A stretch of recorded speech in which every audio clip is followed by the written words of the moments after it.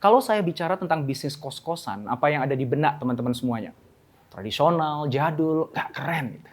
Dan Anda salah total. Sekarang itu bisnis kos-kosan itu udah canggih, pakai big data, pakai data analitik, sehingga kita bisa tahu nih titik mana di sebuah kota yang itu cuan banget untuk kita bangun kos-kosan. Kita juga bisa tahu segmen pelanggan yang mana yang harusnya kita sasar dengan properti yang ada di titik itu. Dan apa value propositions yang harusnya kita tawarkan untuk memikat mereka menjadi customer-nya kita. Nah, pada series The Insider kali ini kita akan ngobrol bareng Mbak Maria Regina Anggit atau yang dikenal dengan Mbak Anggit, CEO dan co-founder dari Mamikos, untuk melihat mengeksplorasi industri kos-kosan di era digital ini. Yuk kita saksikan.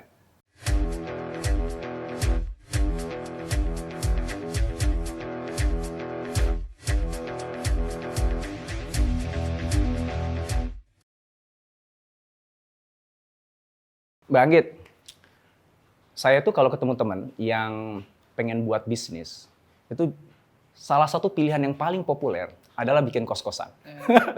Bahkan saya itu kan dulu tuh suka buat program untuk persiapan masa punabakti. Jadi orang-orang yang mau pensiun gitu kan dibuatin program.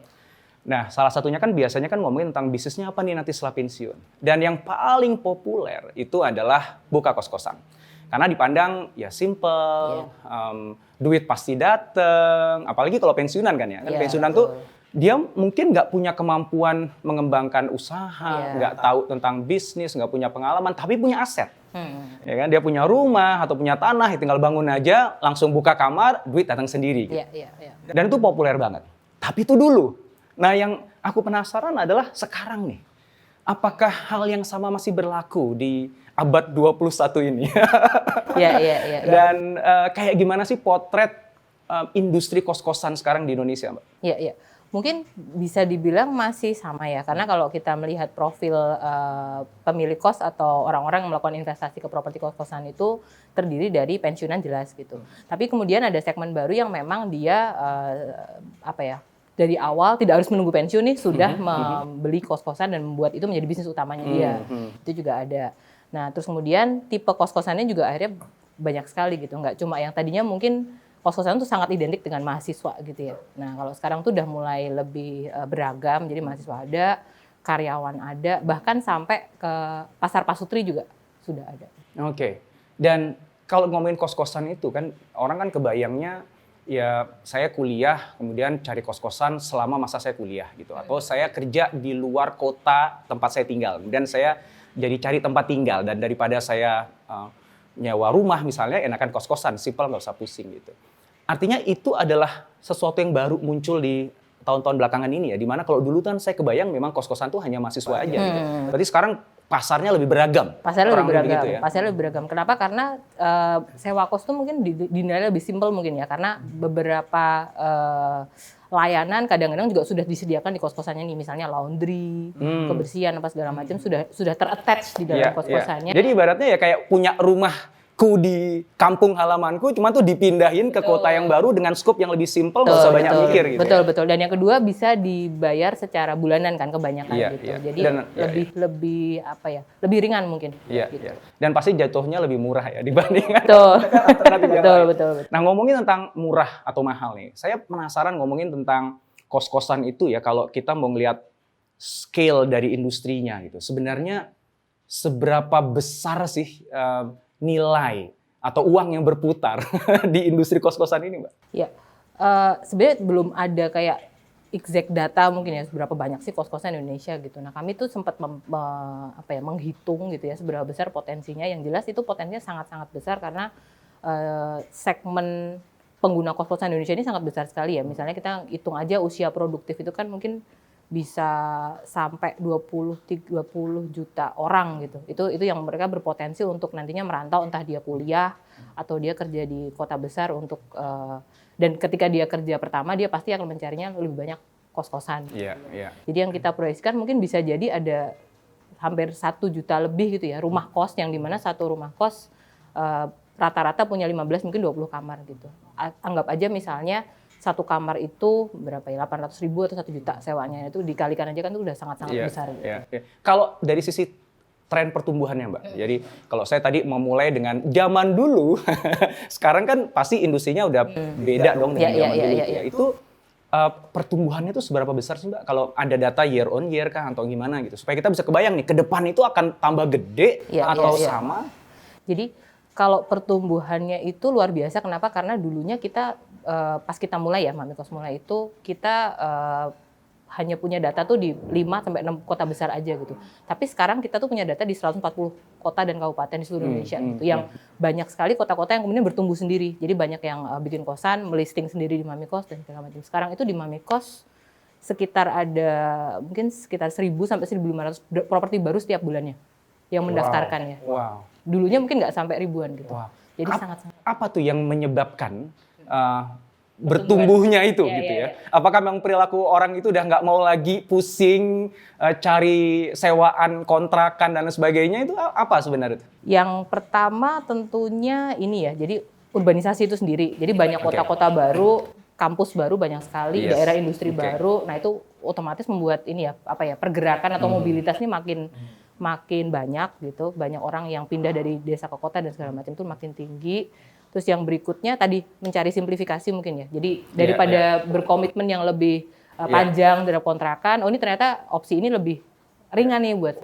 Fleksibel juga fleksibel, betul. Jadi mobility, urbanisasi dan flexibility itu itu menjadi perilaku masyarakat di zaman modern sekarang ini. Gitu ya. Ngomongin pandemi, Mbak. Ini seru nih kalau udah ngomongin pandemi. Kan kita tahu ya bahwa hospitality industry itu adalah salah satu yang orang nyebutnya sebagai losers di dalam dunia pandemi ya, yang terkena dampak yang sangat-sangat besar. Kalau dari experience Mamikos sendiri ataupun juga industri secara umum, sejauh mana pandemi itu berdampak? Ya. Mungkin bedanya dengan hospitality, kalau kos-kosan ini kan bisa dibilang salah satu kebutuhan primer ya, tempat tinggal gitu.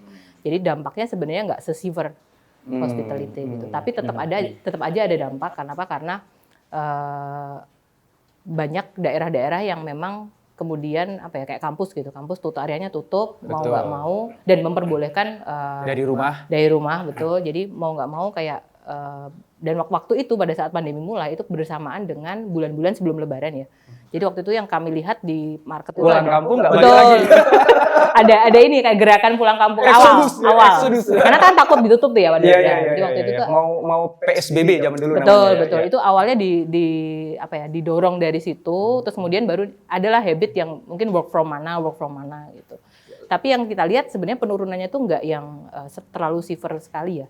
Jadi tetap ada okupansi yang still okay gitu ya. Cuman memang ada beberapa daerah kampus yang mungkin awalnya severe gitu.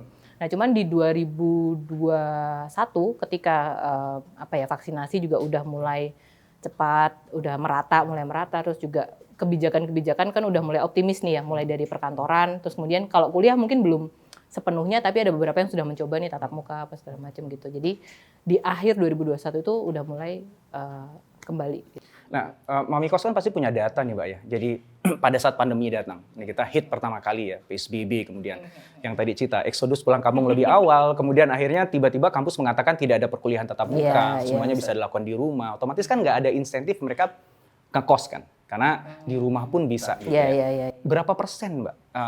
Dampaknya ya? Iya, jadi market tuh tiba-tiba hilang dari yang sebelumnya menjadi pada saat itu berapa persen tuh turun? Mungkin tadi ya nggak bisa sama tiap daerah. Kalau saya bisa bilang range dari mulai 30 sampai 50%.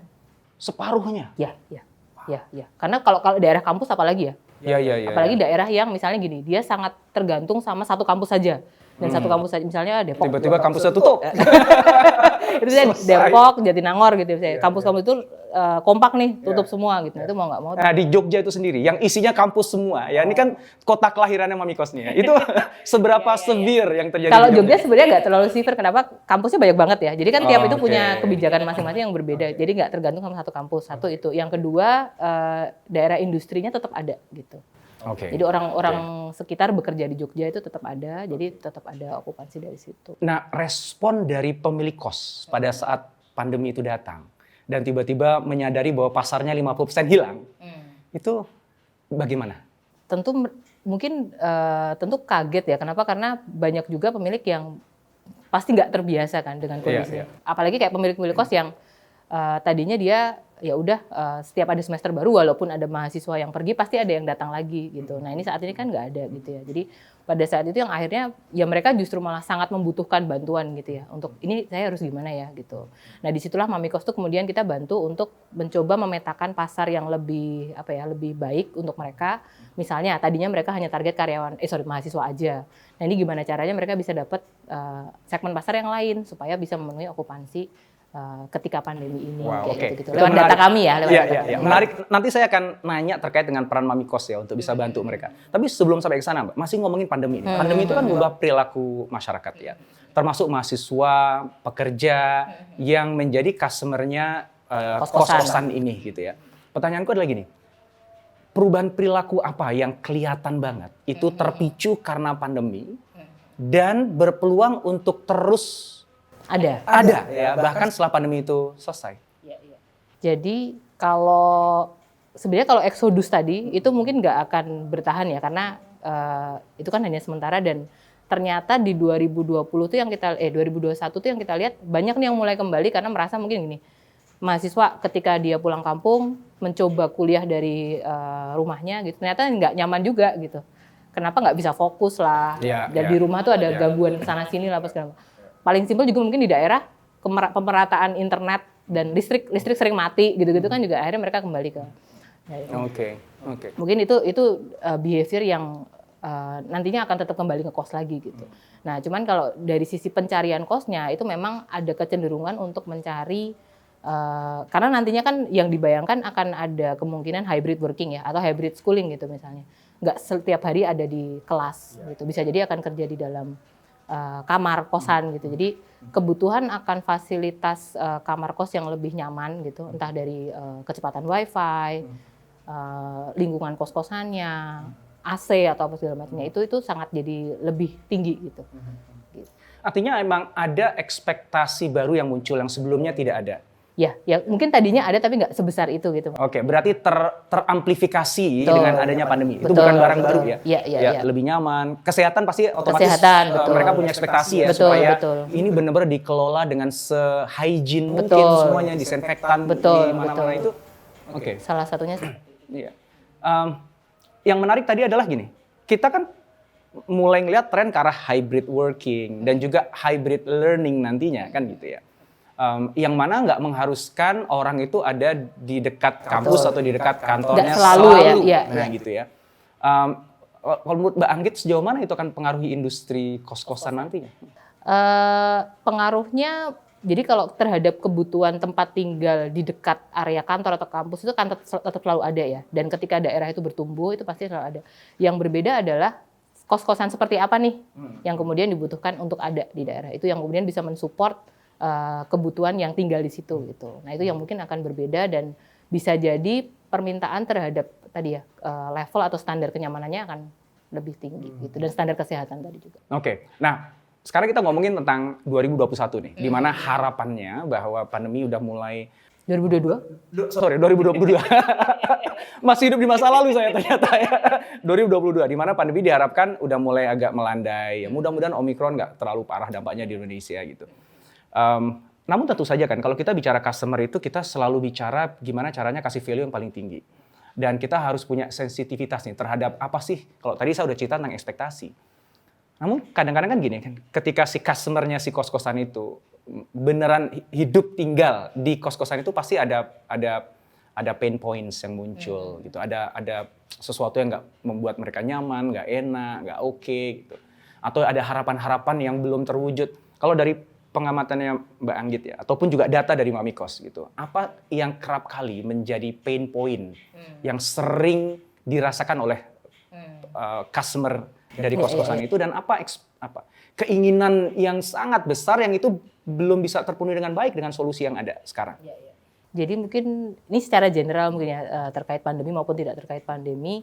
Pain point yang sering ada itu sebenarnya antara ekspektasi dan realita mungkin ya. Jadi kos-kosan itu kan pasarnya sangat fragmented ya. Kayak kebanyakan dimiliki oleh individual owners yang masing-masing punya cara sendiri nih. Kos-kosan saya mau dibikin seperti apa, fasilitasnya seperti apa, SOP penjaga saya seperti apa gitu. Nah, disitulah kemudian standar ini tuh kadang nggak cocok dengan kemudian ekspektasi sama si customer-nya. Contohnya misalnya fasilitas yang ada mulai dari luas kamarnya aja gitu, jenis kasur, kecepatan wifi. Sampai segitu ya jenis kasur juga ya. Jenis kasur, terus kemudian kecepatan wifi-nya, ekspektasi antara ini mahasiswa tuh sebenarnya butuhnya berapa itu kadang-kadang juga Artinya bisa over, bisa under gitu Bisa, dari betul, ekspektasinya. Jadi betul, dua-duanya betul. itu jadi pain point ya. Iya, Over betul. pain point karena kemahalan bayaran, Betul, padahal nggak betul, butuh, ya betul. under ya nggak bisa memenuhi kebutuhannya. Betul, dan itu kadang-kadang pemilik juga bingung sendiri akhirnya gitu. Ini harusnya saya kasih standar seperti apa ya gitu. Terus juga mungkin dari sisi transaksi juga ya. Jadi kayak sebenarnya transaksi kos-kosan itu harusnya rules of the game-nya seperti apa sih? Kasih harganya harusnya kayak gimana nih gitu. Apakah misalnya listrik itu termasuk apa enggak? Terus kemudian apakah saya harus nambah layanan tambahan atau enggak? Harusnya ada deposit nggak sih? Deposit itu untuk apa? Itu kan kalau di luar negeri ternyata banyak juga ribet juga buat kos-kosan. banyak. Kebayanganku kan ya itu kalau orang Simple bisnis kan? ya udah, Betul. punya kamar disewain aja selesai. Iya, Ternyata iya, ribet iya. ya. Ternyata ribet. Karena kemudian misalnya depositnya salah aturan nih. Nanti anak kosnya nggak ngerti kan juga bisa jadi ini ya Konflik, bingung. ya, Betul. komplain. Betul. Oh ternyata depositnya tuh tidak mengcover kerusakan ini. Saya harus bayar nambah lagi. Iya, Anaknya nggak tahu kayak gitu-gitu sih. Jadi pain point seperti itu yang kemudian selalu ada dan masih ada terus gitu dari dulu sampai sekarang. Kalau harapan ya, ekspektasi dari ini kan kalau kita mau bicara tentang strategi bisnis gitu ya, kita nangkepin peluang yang ada kan. Selain kita menyasar pada pain point, kita juga menyasar kepada unmet needs ya, kebutuhan-kebutuhan yang sebenarnya ada tapi mungkin laten, nggak terucap, tapi ada. Dan para pemain di industri itu belum pada ngeh gitu. Siapa tahu nih Mbak Anggit nangkepin itu ya. Ya, mudah-mudahan kompetitornya Mbak Anggit nggak denger ya. Kalaupun denger ya jadi pembelajaran kita semua lah ya, boleh lah. Kan untuk industri yang lebih baik ya. Apa Mbak? Apa ada gain ya, keinginan yang aku pengen itu begini, tapi sampai sekarang nggak ada satupun kos-kosan yang bisa memenuhi itu gitu. Apa Mbak? Tapi ini sebenarnya sudah kami lakukan ya dengan unit property management kita gitu. Sebenarnya yang kenapa kami membuat property management unit ini karena kami tadi melihat itu ya ada pain point yang ekspektasi antara pemilik sama penghuni itu nggak nyambung dan nggak ada standar yang jelas di pasar. Jadi ini kita bantu dari data yang kita punya ya sebenarnya ekspektasinya seperti apa. Pemilik tuh juga pengennya mengelola kos tuh pengen kayak gimana sih biar simpel dan gimana biar profit dia naik terus gitu ya. Nah di situ kita buat standarisasi di mana kita bantu tadi penghuni juga kita pastikan kualitasnya terjamin kok mulai dari fasilitas kamarnya, wifi dan segala macamnya, penjaganya itu SOP-nya seperti apa segala macam itu terjamin. Dari sisi pemilik juga udah nggak perlu pusing lagi karena semuanya udah kita kelolain. Jadi dia benar-benar bisa ngerasain pasif income yang dia harapkan tadi. Ini nyambung sama Mami Kos nih. Aku pengen langsung mendalami tentang Mami Kos. Kan kalau yang kita tahu adalah Mami Kos itu marketplace untuk kos-kosan. Gitu. Sementara tadi Mbak Anggit mengatakan bahwa sebenarnya pain point itu bukan hanya dialami oleh si pengguna kos-kosan, tapi juga pemilik kos-kosan gitu. Dan sebagian teman-teman mungkin mengenal Singgah Sini, ya, kemudian mengenal Apik, ya. Nah itu tolong dong elaborasi gitu untuk kita nih, ya. Iya ceritain lah ya. Jadi kalau supaya nanti pembahasan berikutnya aku kontekskan ke situ ya. Jadi Mami Kos itu apa, Singgah Sini itu apa, Apik itu apa, hubungannya apa, dan bagaimana itu bisa menyelesaikan pain point tadi dan juga gain yang unmet needs tadi. Iya. Jadi Mami Kos kita dulu juga berangkat dari pain point tadi ya. Ini fragmented industri. Sebenarnya mungkin awalnya bukan fragmented industri dulu, tapi kayak orang nyari kos tuh udah sulit gitu dulu ya. Pas 2015 pas kita mulai gitu. Nggak ada, waktu itu sudah ada internet, tapi nggak ada platform yang benar-benar ngelola data kos-kosan secara rapih gitu. Banyak listing tapi banyak yang nggak terupdate, nggak akurat, nggak terorganisir, informasinya tuh lengkap nggak lengkap gitu. Jadi tetap aja ujung-ujungnya orang tuh harus datang saya mau cari kosan Jogja, harus datang ke Jogja, keliling, ke tetangga, ada betul. kos-kosan nggak? Ini kos-kosan bukan ya, bahkan kadang kita nggak tahu kan ini kos-kosan bukan, ketok pintu, ngecek kamarnya Nggak ada dulu. pelang gitu ya, ini kos-kosan. Ada yang ada yang nggak ada kan gitu. Ngetok-ngetok, ngelihat ternyata kamarnya nggak sesuai ekspektasi, nggak sesuai kebutuhan saya, cari lagi. Jadi kan akhirnya membutuhkan banyak waktu, kadang juga sampai uang kan, karena mungkin harus bolak-balik ke daerah situ, harus kadang dulunya juga ada kayak calo-calo mungkin ya, harus kita bayar orang untuk ngecek, nyariin apa segala macam gitu. Nah itu pain point pertama yang pengen kita selesaikan gitu, adanya knowledge gap atau information gap antara pencari kos dengan si pemilik kos. Betul, pemilik juga akhirnya kan memasarkannya jadi sulit Iya. ya, ini saya lewat mana ya gitu, saya harus bayar orang apa segala macam, jadi ribet gitu. Nah kita solving itu dulu, Nah dari situ kita coba mempertemukan nih antara demand sama supply-nya. Nah itu dari 2015 sampai 2018 mungkin ya. Nah dengan interaksi kita yang lebih dalam nih terhadap pemilik sama pencari, kita menemukan banyak sekali data ya. Oh demand supply-nya itu, oh di sini meet, di sini banyak juga yang unmeet nih ternyata gitu. Oh ternyata dia misalnya pencari ekspektasi budgetnya sekian dengan fasilitas sekian, tapi yang ada di situ supply-nya kayak gini nih. Paling simpel tuh gender. Jadi banyak sekali pemilik itu sukanya bikin kos cewek. Iya, Karena iya, dengan iya. masih Aman gitu, asumsinya aman kalau cewek Betul, gitu ya, betul. nggak aneh-aneh ya. Betul, betul. Dia kagak tahu kalau ada laki-laki yang masuk tengah malam. Iya betul, kayak asumsinya tuh kalau kos cewek mudah diatur gitu ya. Tapi ternyata Padahal nggak ya? padahal Atau jangan lebih jorok. selalu nggak selalu nggak selalu, tapi kemudian akhirnya demand yang cowok ini nggak dapet gitu. Ketika ada demand cowok membutuhkan kos-kosan jadi sulit sekali Iya, gitu. iya. Padahal sebenarnya kalau kita atur rules-nya, kita atur mungkin pricing point-nya, itu kita bisa atur juga segmen yang menggunakan kamar tersebut jadi lebih Nah itu menarik tuh. Kan artinya kan Mami Kos kan punya data yang sangat banyak tentang kalau area ini rata-rata harganya berapa. pergerakannya seperti Iya, apa. jadi bisa ngasih saran kepada Betul, pemilik kos ya, betul. kamu bagusnya kalau kamu mau jualannya Betul. bagus di angka sekian karena kompetitor kamu itu sampai segitu ya. Sekarang sampai segitu. Jadi awalnya kita memang hanya mempertemukan aja gimana Marketplace standar lah ya dulu gitu waktu masa awal ya. Bertemukan aja, terus kemudian sambil kita collecting the data gitu ya. Sebanyak mungkin data demand supply kita collect. Nah dari situ kita lihat beberapa potensi nih. Potensi unmet needs yang ownernya memang membutuhkan bantuan pengelolaan juga. Nah itu kita bantu dengan tadi singgah sini dan kemudian ada apik gitu ya untuk kelas kos yang lebih basic gitu.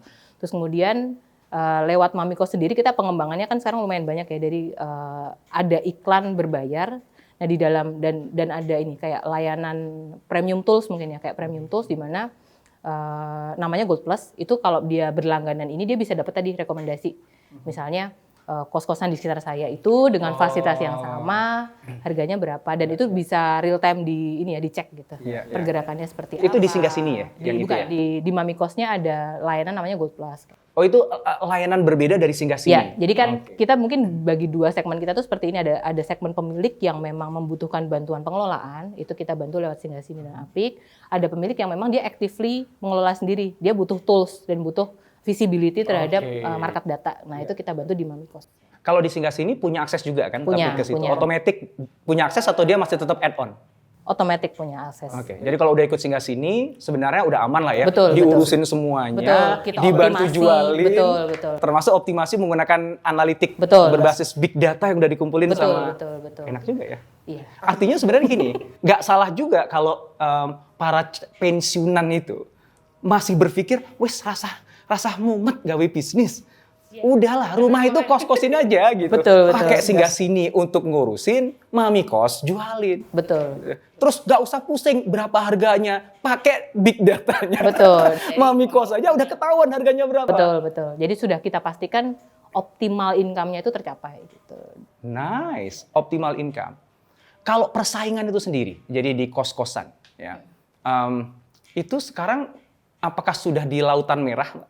Artinya memang udah berdarah-darah sehingga ada kecenderungan perang harga, itu kan ciri-ciri dari lautan merah ya Mbak ya. Marketnya udah saturated, perbedaan value yang di offer satu pemain dan pemain lain relatif 11-12 sehingga mereka hanya main harga, itu kan lautan merah banget gitu ya. Atau masih, ya kalau biru kayaknya enggak sih ya, tapi mungkin merahnya merah muda gitu atau mendekati biru. Pandangan Mbak gimana? Kalau menurut saya masih antara biru ke merah itu. Merah muda lah. Ya, merah muda itu berbeda. Kenapa? Karena mungkin kalau kita ngelihat tiap daerah bisa jadi berbeda. Ada juga daerah yang mungkin sudah oversupply gitu-gitu ya. Oke. Tapi ada juga sebenarnya kayak daerah kota-kota besar itu masih bertumbuh sih. Karena kalau kita lihat data demand yang masuk dibandingkan dengan properti yang ada itu masih lebih besar demand yang membutuhkan kamar ini gitu.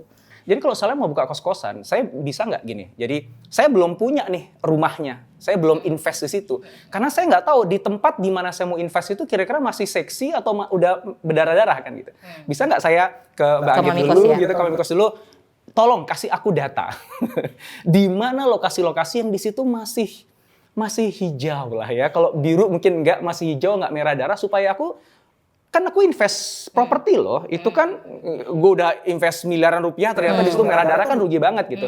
Bisa nggak itu? Kalau saat ini di singgah sini bisa, kita bisa kasih konsultasi ya, layanan konsultasi. Jadi ini belum punya bisnis kos-kosan, bahkan belum punya rumahnya. Iya, Bisa kita gitu bisa ya? kita bisa bantu konsultasiin gitu. Misalnya soalnya kita juga banyak membantu pemilik-pemilik properti yang sudah punya pun dia kan pasti ingin menggandakan ya. Iya. Saya pengen punya potensi income yang sama nih di daerah lain, ada nggak ya yang Sudah nanya potensial? di mana nih yang Betul. harusnya aku invest. Betul, Oke. betul. Itu bisa itu ya? Bisa. Relatifly berarti investasiku relatif aman ya, karena berbasis data. Selama Betul. ini kan berbasis hoki-hokian gitu kan. Ya, masih kadang masih ada yang tebak-tebakan. Ya pastilah. Dalam hidup ini selalu ada aspek yang keberuntungan. Betul. Tangan-tangan Tuhan Karena ikut bermain. iya, gitu. karena kebanyakan kan juga family business ya, gitu. Jadi banyak istilahnya apa ya? Banyak perspektif lah dari satu keluarga itu. Oh ini bagusnya di sini, bagusnya di situ. Gitu. Itu datanya bisa sampai mikro nggak sih Mbak? Maksud mikro itu gini, apakah per kota Jakarta merah, Jogja, atau Cempaka Putih, Bisa. Cawang. Kita Sampai situ? analisanya sampai situ sih, sampai titik ya, Ya. sampai titik. Jadi kalau aku beneran ya, aku mau invest, aku punya uang misalnya 2 miliar gitu ya. Aku berarti kan nyari tempat properti yang sesuai dengan budgetku. Tapi di situ titiknya memang masih virgin gitu ya. Iya, masih perawan, belum banyak pemainnya dan demand-nya gede. Itu bisa. Bisa. Di kita ada datanya karena kita kan sudah collect dari 2015 sampai sekarang ya. Ada pergerakan data 6 tahun lebih nih. Nah, ini nih yang ngebedain kos-kosan zaman dulu dengan zaman sekarang. Betul. Zaman dulu modalnya pakai wangsit gitu Iya. Wes pokoknya aku rumahnya di Madep sini sana. ya udah gitu.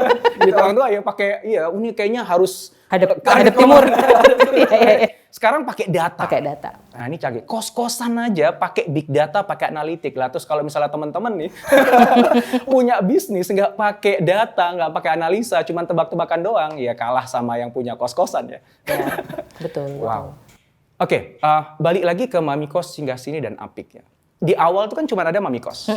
Tapi kemudian divisi dulu ya Singgah Sini, Mami Rooms. Iya, dulu kita sebenarnya sampai sekarang pun ya masih sama sih dari dulu Masih business unit. divisi juga, Ya, oke. business unit. Dulunya memang kita rilis pertama itu di akhir 2016 kita punya satu properti waktu itu dengan Mami Rooms sampai 2020 kita rebrand ke Singgah Sini. Singgah Sini. Terus 2020 atau 2021 ya kita mulai akuisisi properti Apik. Kenapa? Karena kita lihat segmennya nih ada berbeda nih gitu. Segmen pasar yang berbeda. Dan luas banget ya. Luas sekali itu yang long tail ya.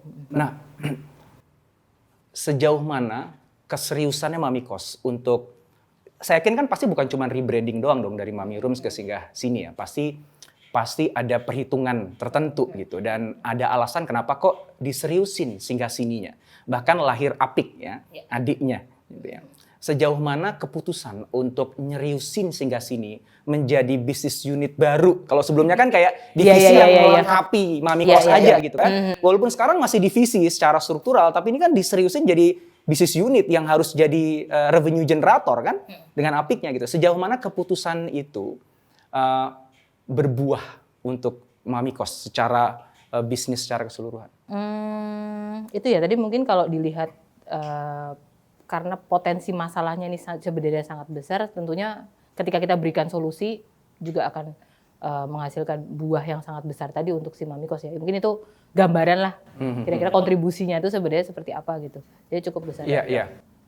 Soalnya menariknya kan gini, kalau kita cuma jadi marketplace saja Mami Kos, kita hanya menghubungkan, oke, ini harganya sekian, oke dapat ya gitu. Terus akhirnya terjadilah transaksi antara si yang menggunakan kos sama yang punya kos gitu kan. Tapi kemudian kan seolah-olah nih berarti Mami Kos kan tidak punya kontrol untuk memastikan bahwa si customer-nya Mami Kos yang udah disalurkan ke kos-kosan tertentu bakalan happy kan. Dan itu bisa jadi kita kehilangan bisnis nantinya kan. Betul. Nah dengan adanya Singgah Sini itu sepertinya Mami Kos menjamin experience dari pelanggan ini end to end. Betul. Dari dia nyari sampai dia memanfaatkannya, sampai dia tinggal, dia happy banget. Ini kalau kita dari sudut pandang si pengguna kos-kosannya ya. Sehingga complete journey-nya di take care sama Mami Kos dengan Singgah Sininya. Nah, sementara tentu aja Singgah Sini jadi bisnis unit sendiri yang segmennya adalah si pemilik kos-kosan. Nah, itu another perspektif bisnisnya ya. Ini oke. Kembali ke ini kita ngomongnya udah panjang banget nih, nggak terasa nih. Tapi nggak apa-apa nih, aku masih Oke. penasaran. Kita lewat dari durasi nggak apa-apa deh. Nggak apa-apa. Terakhir deh, terakhir beneran nih janji terakhir. Oh, Pasti sibuk nih ya, udah mau kemana udah. Oke, tren. Ya, ini bagi teman-teman ya yang ingin bisnis kos-kosan gitu, tentu aja dia pengen lihat tren dong gitu ya. Apakah ini investasi yang menguntungkan, dan kalaupun ini menguntungkan, ini kos-kosan mau dibawa kemana sih supaya aku bisa prepare gitu. Apa tren dalam 5-10 tahun ke depan di industri kos-kosan di Indonesia? trennya yang pasti daerah-daerah baru tuh akan banyak pertumbuhan ya. Itu mungkin investasi juga sebenarnya Artinya karena urbanisasi itu. Betul. Jadi muncul kota-kota satelit gitu iya, kah maksudnya? antara mungkin dua sisi kali ya. Urbanisasi kan didorong oleh mungkin ada pabrik baru di mana Ya. kah, atau daerah Iya. ekonomi baru di mana Iya. kah kayak gitu. Iya. Itu yang pasti trennya akan muncul nih daerah-daerah perantauan baru di lumayan menyebar di seluruh Indonesia. Jadi mungkin investasinya juga akan lebih banyak di situ gitu. Terus yang berikutnya juga mungkin kampus juga sama. Jadi Akan bertumbuh makin banyak. betul. Kan sekarang di daerah tuh banyak kampus-kampus baru ya. Entah dari memang pemerintah daerah yang membuat kampus itu, atau misalnya swasta-swasta juga udah mulai banyak. Misalnya contoh ada kampus di Jakarta yang punya cabang di Malang lah, Iya. punya di mana. Nah itu. Jadi pertumbuhan daerah-daerah baru itu pasti. Nah kalau fasilitas tadi, kelas kos-kosan ini akan makin beragam gitu penggunanya yang pasti gitu ya. Mahasiswa pun seperti apa itu akan sangat-sangat Kita nggak bisa pukul rata, pokoknya mahasiswa itu udah nggak bisa sekarang. iya. Kita nggak bisa bilang misalnya tren kos-kosan yang baru adalah semuanya menggunakan smart door gitu, nggak sebenarnya. Karena oke. ujung-ujungnya kan tergantung dari kebutuhan dari Si mahasiswanya itu sendiri berada di segmen mana gitu ya. betul. Berarti kita udah segmentasinya tuh udah sangat mikro banget ya, mikroskopik ya. Iya, sangat detail. Jadi misalnya ada daerah-daerah industri baru tadi ya, itu bisa jadi pertumbuhannya itu nggak cuma di mahasiswa dan karyawan aja, tapi pasutri baru. Nah itu juga udah mulai banyak nih daerah-daerah yang membutuhkan kos-kosan untuk keluarga Dan kecil. kebutuhan jenis kos-kosannya dan layanannya pasti beda antara pasutri, Betul. mahasiswa, Betul. dengan yang karyawan yang single atau karyawan berkeluarga tetapi dia di luar kotanya merantau, itu pasti beda gitu ya. Oke, berarti emang sekarang kalau pengen buat kos-kosan tuh harus cerdas juga ya. Nggak bisa asal kayak aku cerita Betul, tadi, betul. pokoknya punya rumah buka Iya. kamar kan. Sayangnya tuh memang sekarang banyak seperti itu sih, kayak misal Jogja gitu ya. Jogja itu banyak sekali area-area yang itu udah pasti area kampus, udah pasti laku, kita bikin kos cewek aja gitu. Pasti cuma gitu doang gitu. Padahal pas udah dibikin, udah dijual ternyata nggak Laku. match. Iya, karena nggak match dengan kebutuhannya. Betul. Nggak pakai data sih. Makanya pakai Mamikos. Jadi promosi ya. Bang Git, makasih banget untuk waktunya. Saya belajar banyak di obrolan kita ini. Mudah-mudahan Mamikos hingga sini Apik akan selalu bertumbuh dan bukan hanya jadi pioneer tapi menjadi penggerak untuk industri kos-kosan, dan mudah-mudahan juga terus bisa jadi solusi ya untuk masyarakat Indonesia yang semakin lama penduduknya semakin banyak.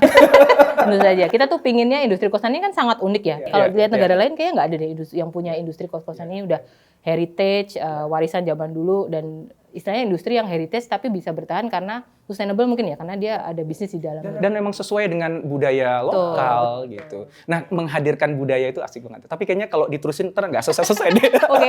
Ngomongin kearifan lokal dalam kos-kosan tuh kayak seru ya. Iya, Kita ngobrol. nanti next time. Baik, makasih banget Bang Git. Mudah-mudahan sehat-sehat terus, sukses dengan Mamikosnya. Thank you.